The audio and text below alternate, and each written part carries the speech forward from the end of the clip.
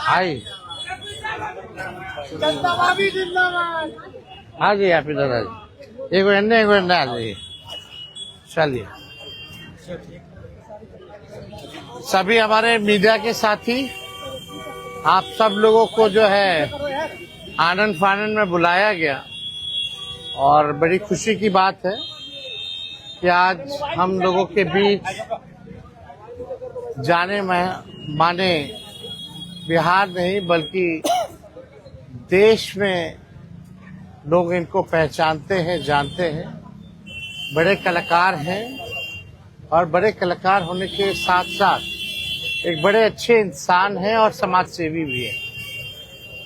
तो आज आप सब लोगों को हम बताते हैं, प्रदेश अध्यक्ष जी के नेतृत्व में, अब्दुल बारी सिद्दीकी साहब जी के नेतृत्व में, पाटलिपुत्रा सांसद मिशा जी भी यहाँ हैं, लालू जी राष्ट्रीय अध्यक्ष जी से इन्होंने आशीर्वाद लिया है और ये आज पार्टी जो है ज्वाइन कर रहे हैं और साथ में हम लोगों की भाभी भी यहाँ उपस्थित है, ये भी पार्टी की सदस्यता जो है ले रहे हैं।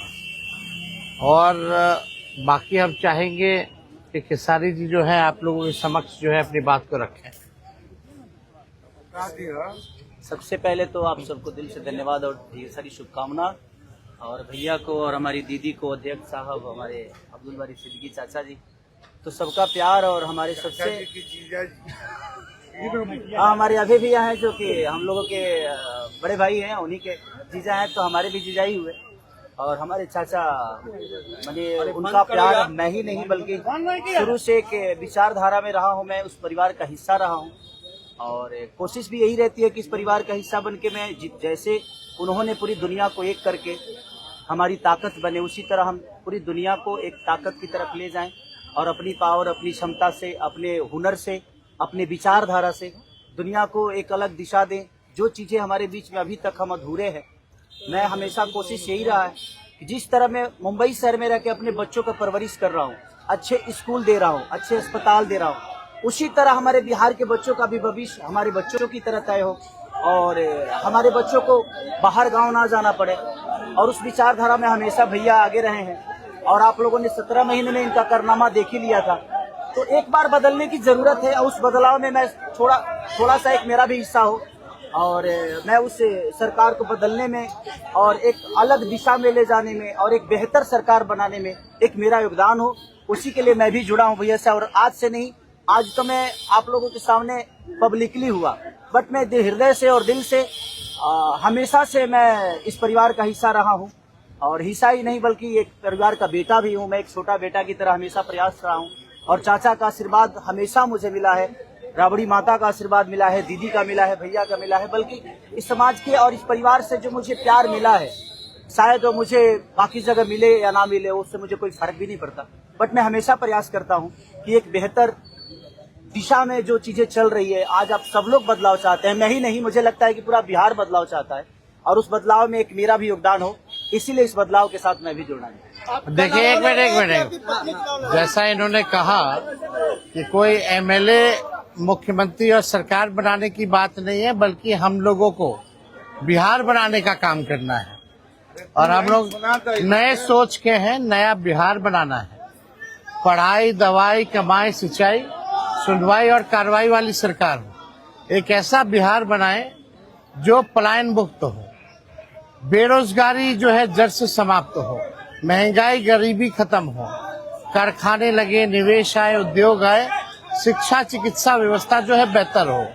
और मुझे बड़ी खुशी है कि हम सब लोग नौजवान मिलकर के, आप ये भी जानते होंगे, हम भी, हमारी तो लड़ाई रही है कि भाई बेरोजगारी को जड़ से समाप्त किया जाए। 17 महीने 5 लाख नौकरी दिया गया, 3.5 लाख नौकरी प्रक्रियाधीन कराया गया, 4.5 लाख नियोजित शिक्षकों को राजकीय कर्मी का दर्जा दिया गया। अब मेरा, हम लोगों का एक सपना है कि बिहार से बेरोजगारी खत्म हो और हमने जैसा आप सब लोगों के सामने कहा है कि हमारा संकल्प है, हमारा प्रण है और हमने लोगों से वादा किया है और हमने पहले भी कहा है, तेजस्वी की उम्र कच्ची हो सकती है पर जुबान पक्की है। जो कहा है वो किया है, जो कह रहे हैं वो करेंगे। और हम सब लोग मिलकर के नया सरकार तो बनाएंगे ही बनाएंगे।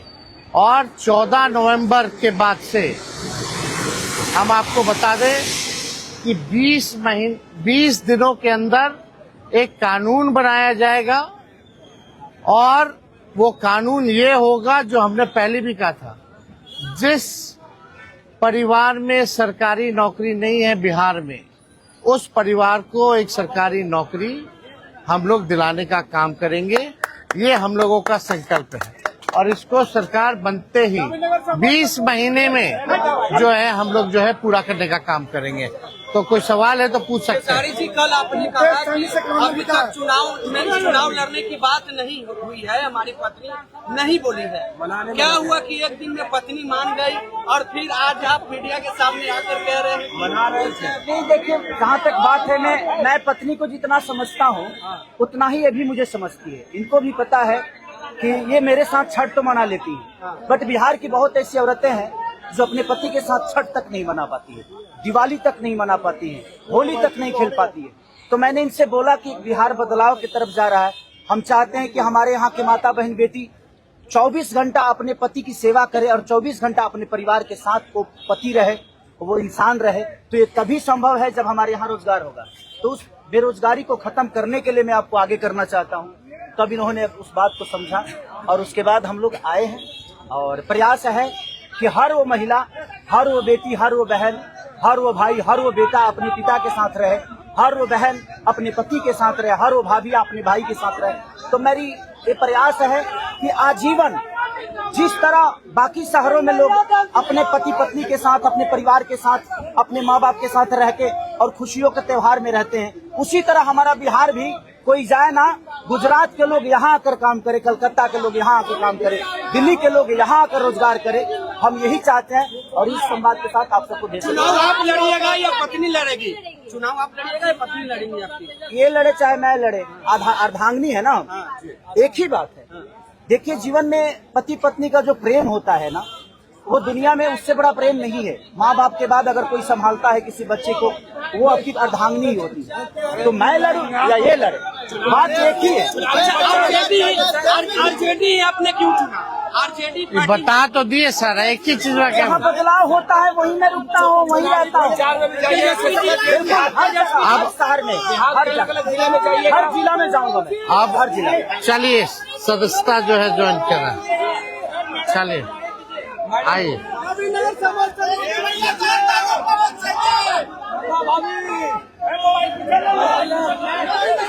चलिए, बहुत शुक्रिया, चलिए शुक्रिया।